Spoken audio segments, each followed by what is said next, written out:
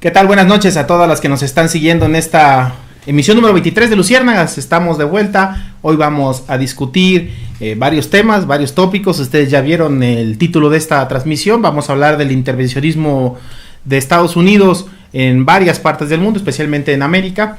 Vamos a discutir, por supuesto, y conmemorar el golpe de Estado en Chile. Vamos a hablar un poco de la Unidad Popular y vamos a avanzar hasta la actualidad. Así es que quédense, empiecen a compartir la transmisión para que más y más se sumen a esta transmisión de Luciérnagas número 23. Gracias por estar esta noche con nosotros. Comenten, den like, porque eso nos ayuda a que más personas puedan ver esta emisión. Vamos a la cortinilla y volvemos ya con la discusión. Luciérnagas, Luciérnagas, Luciérnagas. El espacio para la discusión de las ideas, para alejarnos del ruido mediático y encontrarnos entre los comunes. Si estás cansada de la desinformación, aquí tienes un espacio cada semana. Si estás viendo esto, eres la resistencia. No estás sola.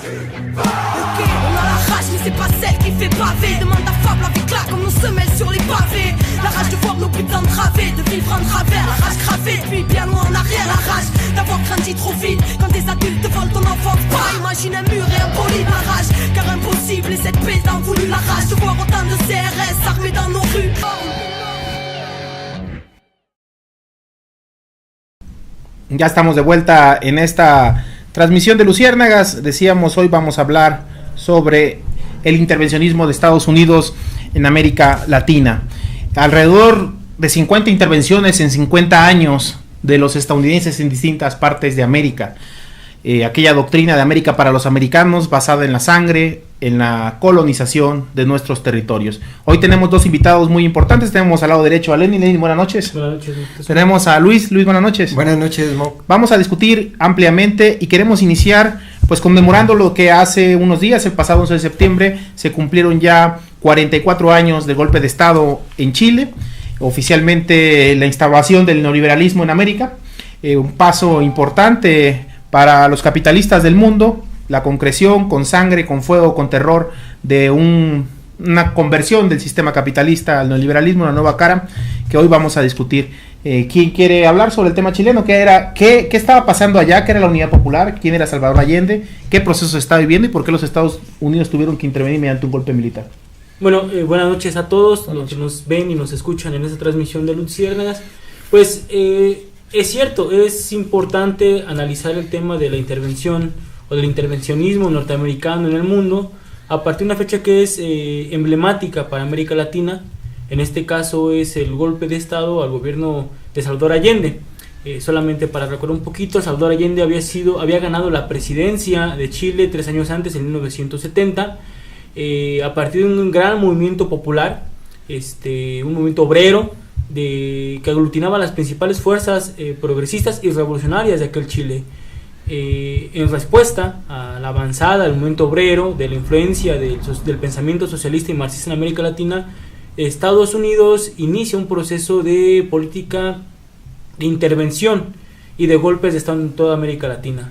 Como bien lo mencionabas, Moctezuma, el 11 de septiembre en Chile inicia, me parece, oficialmente la doctrina neoliberal, que sabemos que es una doctrina que empobrece, saquea a los pueblos y representó no solamente un mecanismo para expoliar a América Latina, sino también para exterminar literalmente a la disidencia política. Es decir, el 11 de septiembre representa un punto de inicio de una nueva forma de intervencionismo norteamericano en América Latina, auspiciando dictaduras militares, pero también bajo la lógica natural del imperialismo, que es el saqueo de las naciones. Entonces, esto que recordamos hace unos días es parte de la memoria de nuestros pueblos. Es importante no olvidar y tener presente para hacer los análisis y plantear un punto de vista diferente a lo que se escucha en los medios convencionales.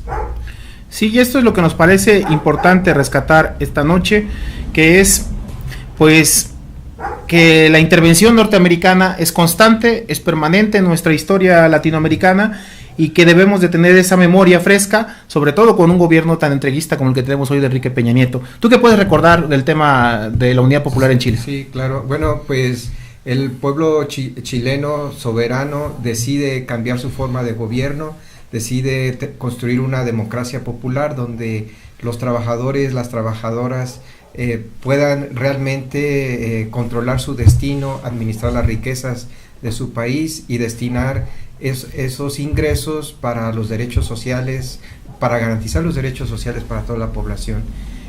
Este fue el modelo que pretendió implementar Salvador Allende, pero este modelo no le convenía a los Estados Unidos, y porque representaba amenazas para las transnacionales que tenían grandes intereses en Chile.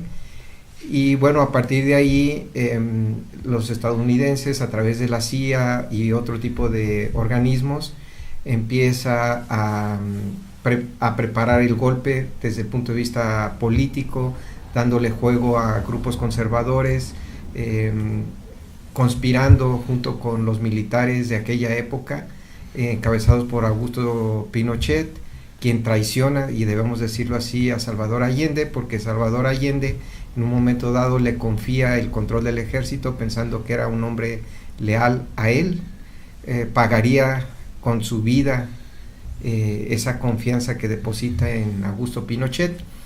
Y bueno, pues las imágenes inolvidables, estremecedoras del bombardeo al Palacio de la Moneda, el evento de la captura de todos los activistas políticos que son pues llevados al Estadio Nacional de Chile, donde muchos de ellos mueren, muchos de ellos son torturados, entre ellos el cantante Víctor Jara.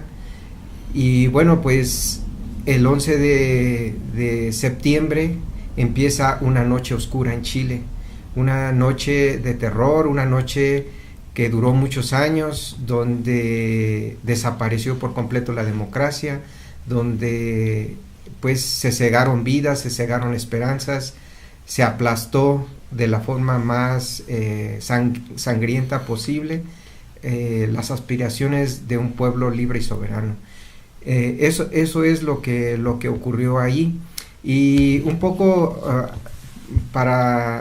también debemos de decir que la intervención o el golpe en contra de Chile pues fue también un ejercicio del ejército norteamericano y de sus aparatos de seguridad, y que ha venido refinando, y a lo largo de los años hemos visto cómo ha perfeccionado sus mecanismos de intervención. Hemos visto cómo ahora utiliza a los grupos locales, nacionales de cada país, los grupos conservadores, fundamentalistas, para tumbar, derrocar gobiernos legítimamente constituidos y que representan la esperanza de todo un pueblo. Hablaremos de algunos de las intervenciones más importantes más adelante, pero también un poco para contrastar la actitud entreguista del gobierno de Enrique Peña Nieto. Debemos de recordar que México históricamente ha mantenido una posición de defensa a la autodeterminación de los pueblos, de defensa a la soberanía de cada país, y estos valores surgen de la propia historia de México, que hablaremos también más adelante, porque en el mes de septiembre hay varias fechas simbólicas que nos permitirán recordar esta historia. Y bueno, México durante décadas mantiene una tradición en defensa de la autodeterminación de los pueblos, y el caso chileno no fue la excepción. Quisiera comentar que leer una pequeña reportaje de la época que dice: aquella mañana del 11 de septiembre de 1973 no había lugar más seguro que el edificio de una representación diplomática de otro país. El entonces embajador de México en Chile, Gonzalo Martínez Corbalá, no dudó un instante en brindar refugio a cientos de chilenos tras el golpe de Estado encabezado por Augusto Pinochet. En aquella época, el gobierno de México dio asilo a estos chilenos, a estos compañeros, compañeras, que pues sus vidas peligraban ante la amenaza del dictador. El 2 de diciembre de 2008, Germán Guerrero, entonces embajador de Chile en México, declaró: México nos dio una lección de solidaridad latinoamericana al acoger durante los años de la dictadura del general Augusto Pinochet a miles de chilenos que enfrentaron los peores castigos que pueden sufrir personas amantes de su patria, el exilio forzado y la pérdida de su ciudadanía por decreto. Esto contrasta mucho con el gobierno actual de Enrique Peña Nieto, quien se ha distinguido como un gobierno entreguista, un gobierno servil a los intereses de los Estados Unidos. Enrique Peña Nieto, más que representar o realizar funciones del presidente de un país soberano, parece el gerente de una transnacional que se pliega completamente y plenamente a los intereses de Estados Unidos, y que rompiendo con toda esta tradición, pues se mete a hacer declaraciones en contra de Venezuela, a adoptar actitudes intervencionistas en contra de Venezuela. Recientemente, y hablaremos de eso un poquito más adelante, expulsa al embajador de Norcorea, cuando pues es el único gobierno de todo el país, del mundo, incluyendo Estados Unidos, que expulsa a un embajador de Norcorea. Perú lo hizo. Acaba de hacer después. Sí. Bueno, acaba de hacerlo Perú. Digamos, hay 2 países en el mundo que se atreven a expulsar al embajador de Norcorea. Más adelante hablaremos de lo ridículo, por muchas razones, de esta expulsión.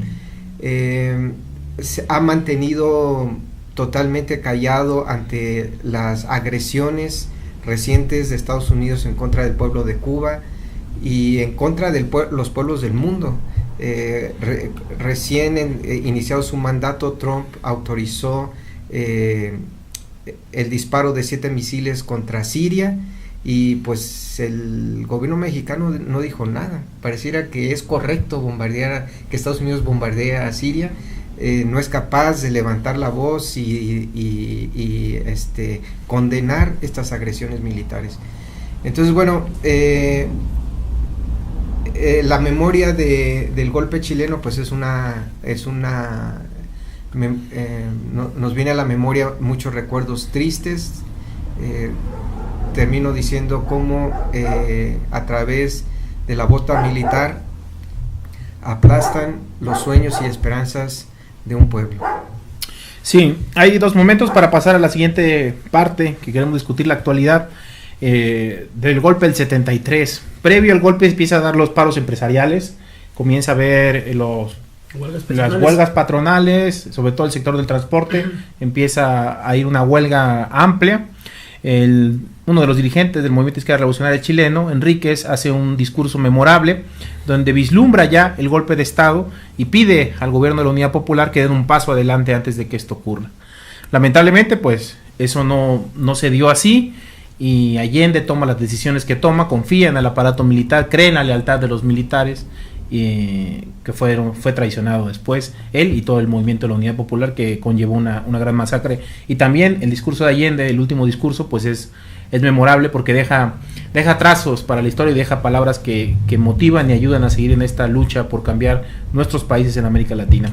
En este sentido me gustaría avanzar en la actualidad, que es el tema de Corea del Norte, Lenin, que nos pudieras comentar el gran tabú que es Corea del Norte. Sí. A nivel internacional, se le corre al embajador de Corea del Norte diciendo que porque es un país que tiene armas nucleares, y ahorita nos vas a dar el dato de cuántas armas nucleares tiene Norcorea. 10 armas, por 10 armas nucleares se le corre al embajador norcoreano, y vamos a ver por qué no le corremos al embajador de Estados Unidos, que va a estar en el grito, dice Luis. Ahorita que tiene 1930. Avánzanos en eso. ¿Qué es Norcorea? Hay muchos tabús sobre Norcorea, sobre que Kim Il-sung, el nieto, pues es un tirano despótico, que hay una dictadura allá.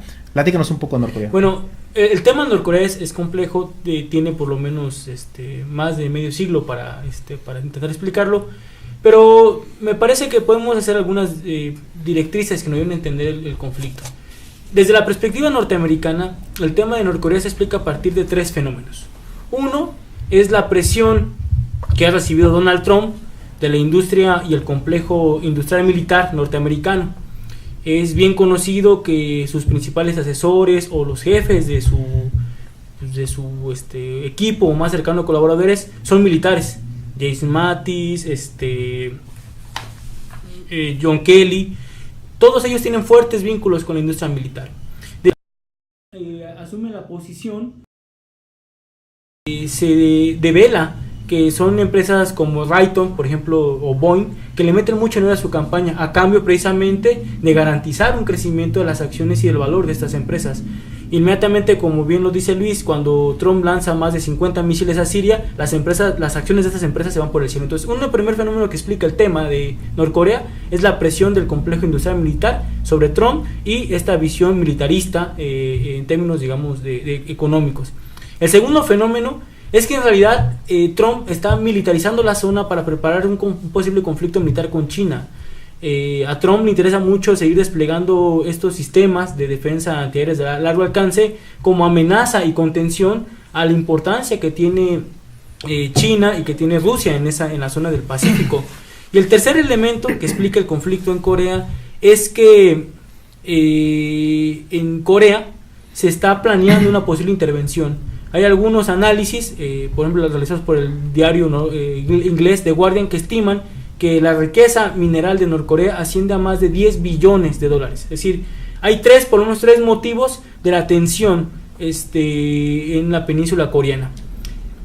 ¿Cómo ha justificado esto el gobierno imperialista de Donald Trump? Pues básicamente convirtiendo al gobierno norcoreano en algo así como el demonio, el diablo, e inclusive contrastando las decisiones del dirigente norcoreano con las resoluciones de la ONU. Bueno, y aquí es importante recordar la historia. Cuando termina la Segunda Guerra Mundial, Estados Unidos permitió la presencia de tropas japonesas en Surcorea. A principios del siglo 1910-1918, Japón había anexado a su territorio la península de Norcorea, cometiendo crímenes atroces. Bueno, prohibió el coreano, por ejemplo. Y entonces hay una serie de resistencia antijaponesa, encabezado por el histórico Il Kim-sung, y que entonces, al terminar la Segunda Guerra Mundial, desafían abiertamente la dominación nipona en la península. Estados Unidos apoya la presencia japonesa, no desconoce al emperador, sí, lo mantiene ahí, y eso generó muchas tensiones. La gran traición de la ONU, que no lo dicen, pero la gran traición de la ONU contra Norcorea es que en 1950 se aprobó la resolución 82, con la cual se culpaba a Norcorea de la guerra entre Corea del Sur y Corea del Norte, lo que permitió que Estados Unidos básicamente aplastara al pueblo de Corea del Norte y que ocupara su capital, Pyongyang. Si no es por la participación de los chinos, que bueno, Mao ahí me parece es una acción también tremenda de solidaridad, enfrenta a las tropas norteamericanas y 3 años después alcanzan a recuperar las posiciones perdidas. Si no es por esa intervención, Corea del Norte no existiría. Hubiéramos sido testigos, o la historia hubiera sido testigo de una masacre también escalofriante. Se estima, y eso es importante recordar, que en la guerra de Corea perdieron la vida cerca de 2 millones de norcoreanos, 1 millón de chinos y solamente 44,000 norteamericanos. El odio que se siente en el pueblo norcoreano contra Estados Unidos no es gratuito. Claro, hay una historia de afrenta y de hostigamiento, y cuando Norcorea dice que su programa nuclear es para repeler hostilidades de Estados Unidos, no miente. En realidad, lo único que mantiene hoy a Norcorea como un país soberano, como un país independiente, nos guste o no el método, pero es su capacidad nuclear. Y aquí es importante también recordar que en 2007, en un acto de fe ante las Naciones Unidas, Norcorea detuvo su programa nuclear. Lo paró, hace 10 años lo paró, y nadie dice eso, lo paró. Paró el enriquecimiento de uranio, paró su industria nuclear, a cambio precisamente de una serie de compromisos con ciertas naciones, pero pese a eso Estados Unidos no cesó los hostigamientos. En respuesta, el gobierno norcoreano reactiva el programa nuclear y reactiva su industria, bueno, o por lo menos la posibilidad de cargar sus bombas nucleares en misiles intercontinentales. Eso es lo que ha mantenido, me parece, a raya las intenciones intervencionistas de Estados Unidos. Pero si no tenemos esto y nos vamos con este cuento, ¿no?, de que los malos son los norcoreanos, pues es una falacia. Finalmente, y un poco mencionando lo que Luis señalaba, no solamente hay que hacer eco de quién tiene bombas nucleares, ¿no? Repito, los Estados Unidos tienen 1938 por lo menos instaladas bombas nucleares, ojivas nucleares. Los norcoreanos tienen 10. Y los gringos han invadido más de un centenar de países y los norcoreanos ninguno. ¿Quién es la amenaza realmente para la humanidad? Pues evidentemente no son los norcoreanos. Entonces, este tema me parece de Norcorea se esclarece si lo vemos desde una perspectiva imperialista, es decir, si entendemos que la naturaleza del gobierno norteamericano, del capitalismo, es sojuzgar, someter, oprimir y sacar a las naciones. Esa es la explicación real. La actitud del gobierno mexicano es vergonzante, es vergonzosa, se postran, sí. Y que tiene que ver mucho con un tema que ya tocamos acá hace algunas semanas con la elección de 2018. Videgaray y Meade, el PRIismo, quieren hacerse del apoyo del gobierno norteamericano porque se ven en la lona y saben que sin su apoyo están fritos en 2018. Entonces el entreguismo, las actitudes lacayas de Videgaray, no tienen otro nombre, sí. ¿No? En la OEA, ahora trayendo a Netanyahu, cuando Netanyahu dijo, primer ministro israelí, que estaba bien lo del muro que proponía Trump, lo saludan, es increíble el nivel de entreguismo, de servilismo. Es precisamente para comprar los favores que permitan mantener el régimen peñista en el 2018. En ese sentido, Luis, decías que va a venir el embajador del grito. Sí. ¿Y qué conmemoramos hace 3 días? Sí, bien. Bueno, nada más antes de tocar eso del 13 de septiembre, que se los voy a dejar de tarea a nuestro auditorio. Que comenten aquí. ¿Qué es lo que se festeja el 13 de septiembre? Se conmemora. Se conmemora el 13 de septiembre en México, y ahorita regresamos con ese dato. Bueno, yo quiero aprovechar, hablando un poquito todavía de Norcorea, que Dolores Padierna hace poco declaró que el gobierno de Norcorea es indefendible. Pues ella es perredista, ¿no? Ella es perredista, bueno, ella viene de una tradición de la izquierda socialista, y bueno, pues esta declaración evidentemente es claudicante. Ahora redimida. Claudicante, o sea, es la posición de una conservadora, una política de derecha completamente, así hay que decirlo. Bueno, pues yo aquí pretendo defender a Norcorea, y empiezo por decir que nos referimos a Norcorea, pero su nombre oficial es República Popular Democrática de Corea. Y un poco retomando lo que ya dice Lenin, pues bueno, en efecto, o sea, Norcorea se le acusa por tener 10 ojivas nucleares, y Videgaray y Enrique Peña Nieto expulsan a su embajador en México. Sin embargo, Estados Unidos tiene muchísimas más ojivas nucleares, y pues Enrique Peña Nieto no se atreve a expulsar al embajador de Estados Unidos por tener al francés, al inglés, o al ruso, al inglés, al chino, por tener tal cantidad de ojivas nucleares, que por supuesto han hecho diversas prácticas, han ensayado, han lanzado misiles, bueno, y eso tampoco... ¿Quién es el único país que ha lanzado una bomba nuclear? Es correcto. ¿Quién es el único país que ha lanzado una bomba nuclear sobre otro pueblo? Ha sido Estados Unidos. 2 bombas nucleares en contra de Japón, y no solo eso, han lanzado terribles ataques con napalm en Vietnam, causando daños que persisten hasta la fecha. Entonces, vaya, o sea, si hay una amenaza en este planeta, ese se llama el gobierno de Estados Unidos. Pero también hay que poner otros elementos en contexto. La República Popular Democrática de Corea tiene 25 millones de habitantes. Estados Unidos tiene 324 millones de habitantes. Los medios estadounidenses se aprovechan de hacer propaganda al estilo nazi, y convencen a su población de que Norcorea es una amenaza. O sea, no es posible que un país tan pequeño pueda representar una amenaza a un país tan grande, tan poderoso y militarmente potente. Pero eso no es todo. ¿Cuántas bases militares tendrá la República Democrática de Corea fuera de su país? Pues ninguna. ¿Y cuántas bases militares tiene Estados Unidos fuera de su país? Bueno, de acuerdo a un artículo que se escribió el 14 de septiembre de 2015, nos dice que aproximadamente existen 800 bases militares de Estados Unidos en países fuera de Estados Unidos. De 174 de ellas se encuentran en Alemania, 113 en Japón y 83 en Corea del Sur. Entonces, vaya, si solo hablando del caso de Corea del Sur, 83 bases militares, o sea, prácticamente viéndolo desde un tema militar, pues tienen sitiado a la República Democrática de Corea y a China. Y entonces tú dices, si estoy en la calle y me rodean 83 malandrines, pues lo mínimo que quiero tener es un arma con que defenderme, o sea, es una defensa lógica y de supervivencia básica, ni modo que nosotros pues no somos ningún tipo de ninja como para poder defendernos de 83 malandrines. Pues lo mismo le pasa al pueblo de Norcorea. Y bien, dicho lo anterior, pues yo creo que la conclusión de esta mesa es que la principal amenaza del planeta es el gobierno de Estados Unidos, el ejército norteamericano, y con todo este historial de intervenciones. Bueno, ¿y qué pasó el 13 de septiembre? Antes, bueno, es importante esto que menciona Luis. Bueno, va a venir Netanyahu, primer ministro israelí, ya lo comentamos. Ajá. Bueno, Netanyahu en 2013 se negó a firmar un acuerdo de no proliferación de armas nucleares. Uh-huh.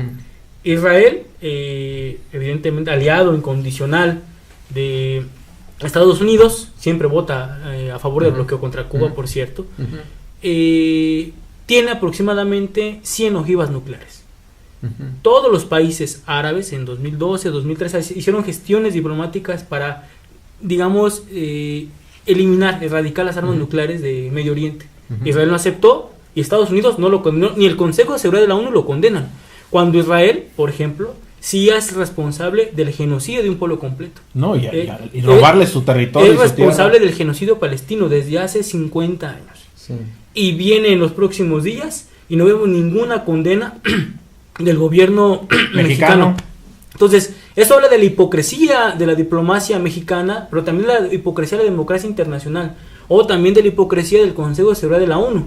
Acaban de aprobar nuevas sanciones comerciales contra Norcorea, con el fin de asfixiarlo, ¿no? Y presionarlo para que detenga su programa nuclear. No va a pasar. Creo que el pueblo norcoreano es un pueblo muy digno, es un pueblo valiente, es un pueblo heroico, pero esto nos ayuda a entender que finalmente las declaraciones y las acciones de la Cancillería mexicana encabezada por Videgaray y del gobierno de Peña Nieto no tiene que ver de ninguna manera con un compromiso por la paz o con un compromiso con la humanidad. Eso no está realmente en la mesa para ellos. Su interés fundamental, y lo insisto en esto, es ganarse los favores del gobierno de Trump, que no les dé tan duro con la cancelación del TLC y que les permita de una u otra manera seguir en los pinos después del 2018. Entonces, esto es importante porque esta actitud sumisa, ¿no? Esa actitud entreguista contrasta mucho con una actitud soberana, independiente y digna del pueblo de Norcorea.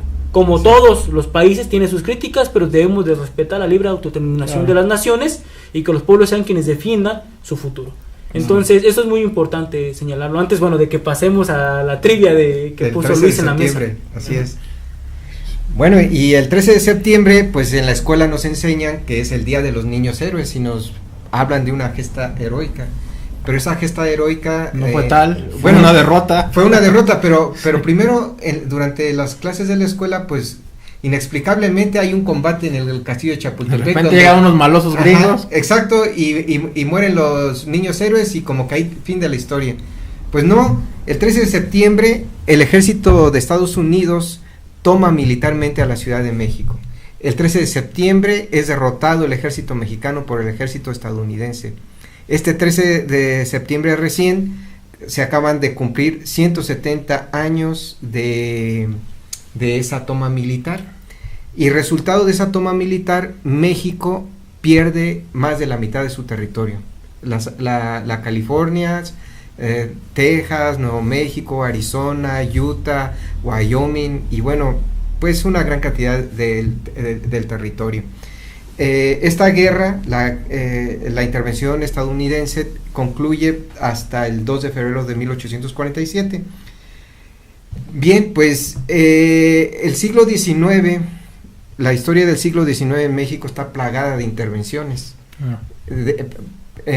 Primero, pues tenemos la Guerra de Independencia, donde nos liberamos del Imperio Español, pero enseguida viene la guerra contra la Reforma, después 2 intervenciones francesas, la guerra contra Estados Unidos, y de ahí surge este gran espíritu antiimperialista, antiintervencionista, por la defensa de la soberanía de las naciones. O sea, no viene de una cuestión moral, de que es una cosa somos buenos, sino viene de que hemos sido sujetos, hemos padecido las intervenciones, hemos sido intervenciones imperialistas, hemos tenido que combatir contra ejércitos extranjeros. Nuestro himno nacional es un himno nacional bélico que llama a las armas en defensa de la patria, justo por toda la historia del siglo XIX. Entonces, vaya, si los mexicanos deben de temer a alguien en este mundo, es al gobierno y al ejército de los Estados Unidos, que nos ha invadido militarmente, que nos arrebataron la mitad del territorio. Otra cosa que quisiera comentar de este 13 de septiembre es, bueno, pues también pareciera que derrotan al ejército mexicano el 13 de septiembre y pareciera que ahí todo termina, pero no fue así. La población civil continúa combatiendo en las calles de diversas maneras, combatiendo al ejército mexicano. El pueblo mexicano no se somete a la intervención, y no solamente el pueblo mexicano de este lado de la frontera, sino también los mexicanos que vivían en California, en Texas, etcétera.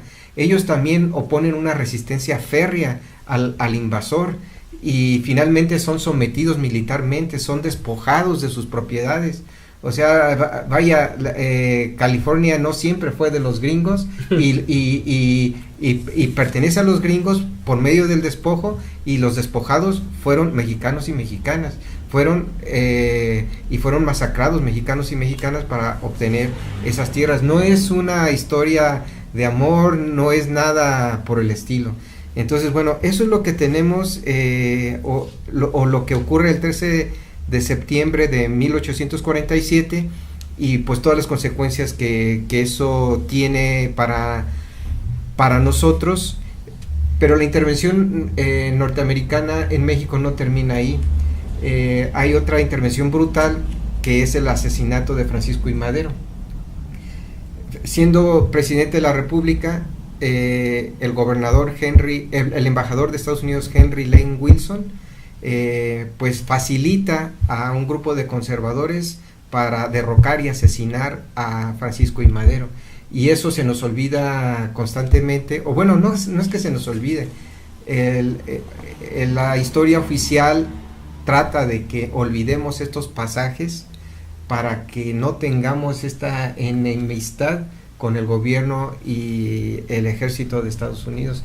Entonces, bueno, de aquí nace todo este espíritu anti-intervencionista del pueblo mexicano, y que durante prácticamente todo el siglo pasado el gobierno de México pues mantiene estas posturas que son pues bastante progresistas en la esfera internacional. Aunque aquí eran unos... Aquí internamente sí, o sea, el gobierno mexicano pues fue sanguinario con su pueblo, pero también tenemos que reconocer que abrió sus puertas a exiliados españoles, chilenos, argentinos, y mal que bien es una expresión progresista. Pues de ahí la potencia de nuestras universidades también. Sí, exactamente. Muchos de los intelectuales chilenos, argentinos, españoles llegaron a nutrir las universidades mexicanas, y con ello pues también se da un realce a la educación en aquella época. Eso también hay que recordarlo. Entonces, vaya, este es lo que nos ha ocurrido como pueblo, y de allí nuestra tradición antiintervencionista, nuestra tradición en defensa de la autodeterminación de los pueblos. Tan es así que, por ejemplo, en nuestra Constitución el presidente de la República está obligado a ciertos principios y voy a mencionar algunos de ellos. Uno es la autodeterminación de los pueblos, la no intervención, la solución pacífica de controversias, la proscripción de la amenaza o uso de la fuerza en las relaciones internacionales. Y aquí, ojo, o sea, Estados Unidos ha hecho invasión tras invasión y el gobierno mexicano ha permanecido callado. 50, está hablando Kilen en 50 años. Así es. Y el gobierno mexicano no se ha pronunciado, no ha condenado una sola vez la intervención de Estados Unidos a otro país. Recientemente en Siria. Vamos a ir finalizando ya el programa, hemos cumplido con el tiempo que siempre tenemos destinado cada jueves. Voy a leer algunos de sus comentarios para que se motiven, nos sigan ayudando a compartir, a comentar, porque eso nos ayuda a que más compañeros y compañeras puedan vernos. Saludos a Krishna, manda saludos de Uruapan. Jesús Gabriel Jiménez, saludos para adelante. Toño Góngora, saludos, ya estuvo por aquí por el programa. Andrea Janet te manda saludos, Lenin, siempre muy elocuente, mira. Orlando Zamora, reciba muchos saludos al maestro Lenin, te manda saludos, tu alumno. Andrea Janet, bravo por este programa, le gusta mucho, saludos a Andrea. Y la maestra Blanca, muy interesante programa, saludos a todos los participantes, saludos, sigan compartiendo la emisión. Vamos a cerrar este programa 23 de Luciérnagas que hemos dedicado al intervencionismo norteamericano, para recordar quién es el verdadero peligro para este país, quién ha sido el verdadero peligro para este país y para la humanidad, como en cuestión de un siglo, ha acabado con la paz del mundo. Entonces, y esto responde al imperialismo, no a la maldad de los estadounidenses o sus gobernantes, sino a una necesidad de crecer, de expandirse económica y militarmente.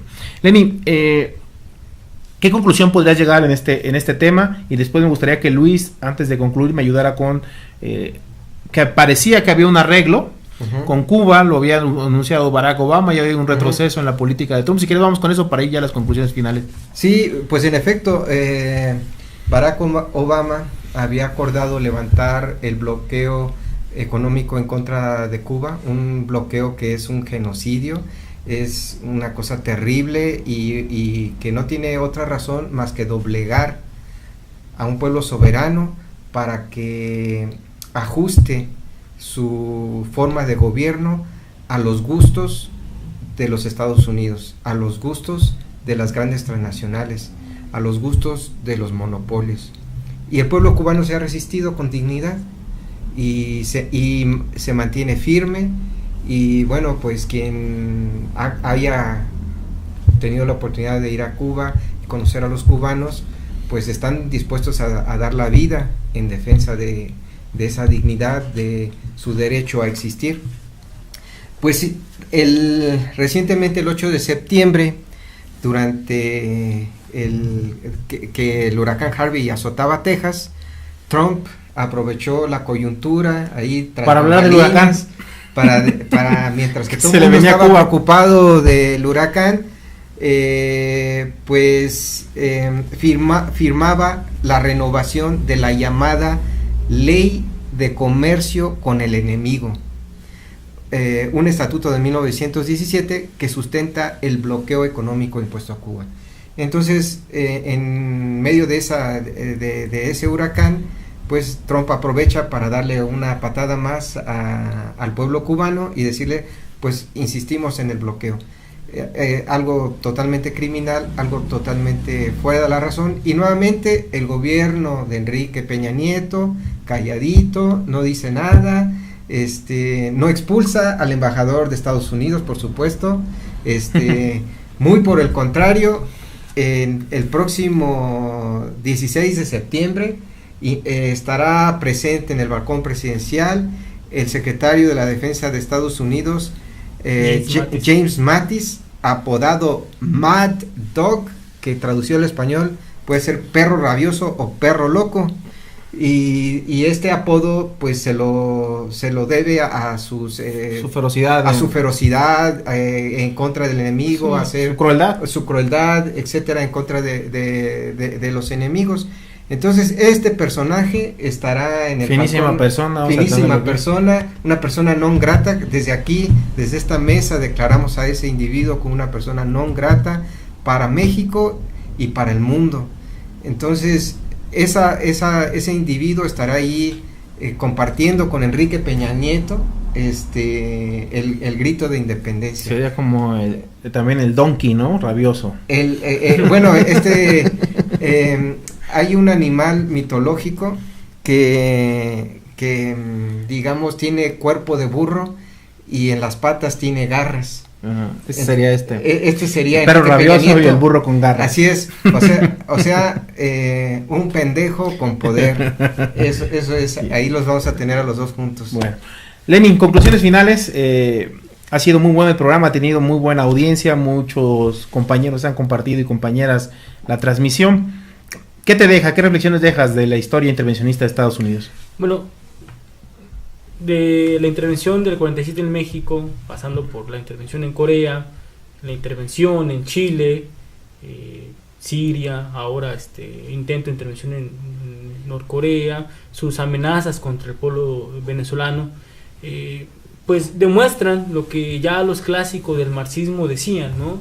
El capitalismo en su etapa imperialista es una fuerza que intenta sojuzgar a los pueblos, que pretende saquearlos, que pretende expoliarlos, es su naturaleza.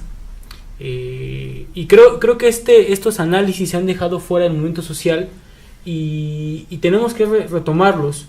Hay un libro que, por cierto, se escribió hace un siglo, precisamente en septiembre, de Vladimir Ilich Lenin, El Estado y la Revolución. En él decía algo muy importante, decía: la guerra presiona a la fusión entre el aparato de Estado y los empresarios, convirtiendo así el capitalismo monopolista, dice Lenin, el concepto que usa, en capitalismo monopolista de Estado, dice, antesala de la guerra imperialista. Es decir, un momento en donde los empresarios, particularmente los de la industria militar, tienen tanto poder, tanta presencia en los estados, no es más que una antesala de una posible intervención o conflicto militar. Ante esta posibilidad, creo que es una consigna necesaria de todos los pueblos, el luchar por la paz, pero luchar también por la democracia para los trabajadores, por la justicia y por el derecho de las naciones a la autodeterminación. Creo que esa es la lección. Y creo que los pueblos son los responsables de que los gobiernos lacayos como el de Peña Nieto no sean cómplices precisamente las barbaridades del imperio. Creo que es nuestra obligación reprobar, condenar de manera enérgica, lo hemos hecho en el movimiento de izquierda revolucionaria, esas actitudes de entreguismo de Vidaurray, de Trump, y de finalmente luchar no solamente por un país más humano, mejor para nuestro pueblo, el pueblo de México, sino también para los pueblos del mundo. Y de ahí me parece que tenemos que plantearnos finalmente la solidaridad con los pueblos oprimidos del mundo, desde el derecho de Norcorea a defender su soberanía, hasta el derecho del pueblo venezolano a definir su forma de gobierno, o el derecho del pueblo palestino por tener su territorio, su estado, o el derecho del pueblo kurdo por defender también su territorio, sus pueblos. Y creo que es un compromiso irrenunciable que tenemos. Toda la gente que siga progresista y que sea de izquierda realmente es un principio al que no puede renunciar. Sí, es importante eso, tenerlo en cuenta, y creo que hay dos temas que quedan pendientes en el orden internacional. Tenemos que discutir la renovación del TLC y tenemos que discutir lo que está pasando en Siria, que son dos temas trascendentes de orden internacional. Y me gustaría reiterar una frase que decía Ernesto Guevara en la carta de despedida a sus hijos: sentir el dolor de cualquier persona en el mundo como propio. Y eso es parte del objetivo de este programa, tratar de transmitir lo que están sufriendo hombres y mujeres coreanos, norcoreanos, en este momento, sirios, en varias partes del mundo, y que es consecuencia de este intervencionismo norteamericano. Luis, conclusión final.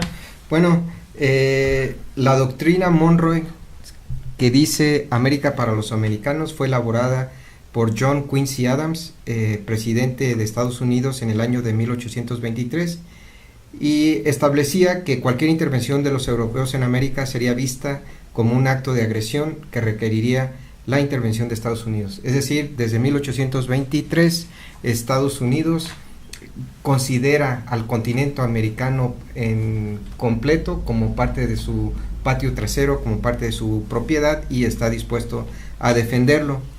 Posteriormente, John Foster Dulles, secretario de Estado de Dwight Eisenhower durante 1953 a 1959, sintetiza la política intervencionista de Estados Unidos de la siguiente manera: Estados Unidos no tiene amigos, sino intereses, y eso es lo que vemos en el día a día del actuar del gobierno de Estados Unidos, que protege los intereses de sus monopolios y sus transnacionales. Pregúntale a Saddam Hussein.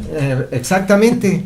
Era amigo. Era, digamos, Saddam Hussein Bin Laden. y Bin Eran Laden amigos. fueron El propio Gaddafi al final de su vida era amigo. fueron gente producida por la CIA, Claro. o sea, fueron fomentados, fueron equipados, fueron entrenados y finalmente fueron derrotados por el propio Estados Unidos, por los intereses de Estados Unidos, y nada que ver con la destrucción de las Torres Gemelas, sino simplemente por la necesidad de controlar el petróleo y el gas que existe en Irak y en Afganistán, y controlar las rutas comerciales que permitan extraer esos combustibles. Bueno, actualmente el presidente turco Erdogan sufrió un intento de golpe militar hace un año, en junio pasado, por el mismo gobierno norteamericano, cuando eran ellos quienes lo apoyaban, por ejemplo. Perro, ¿no? Exactamente. En Turquía. Bueno, quisiera concluir lo que ya hemos venido repitiendo: la principal amenaza de México, de la humanidad, del planeta, es el imperialismo de Estados Unidos, es decir, los intereses de las grandes transnacionales y monopolios norteamericanos. Y la única forma de derrotar a este enemigo es con la alianza del pueblo trabajador de México, de Estados Unidos y Canadá. Solamente con la unidad de estos pueblos podremos derrocar a este imperio.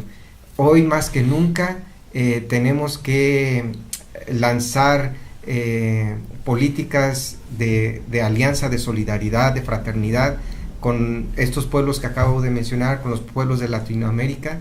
Al final, tanto el pueblo trabajador norteamericano, canadiense, mexicano, latinoamericano, somos explotados por las transnacionales norteamericanas principalmente, y por algunas otras europeas o asiáticas.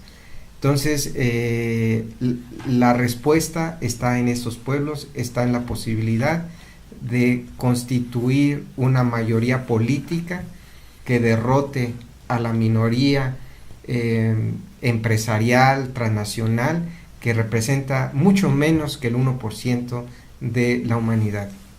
Gracias, Luis, gracias, Lenin, por haber venido esta noche.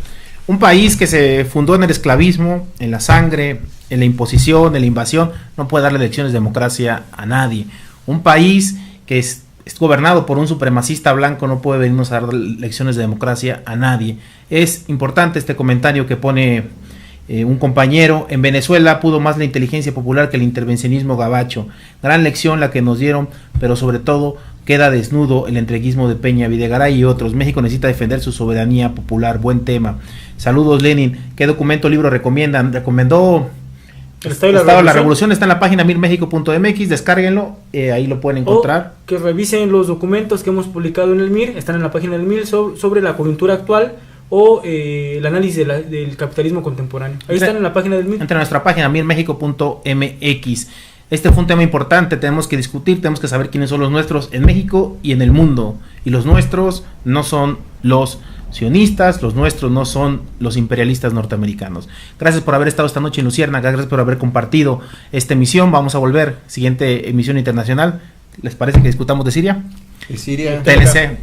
Vamos a discutir, porque ahora hasta la supuesta izquierda defiende el TLC. A ver para creer. Exacto.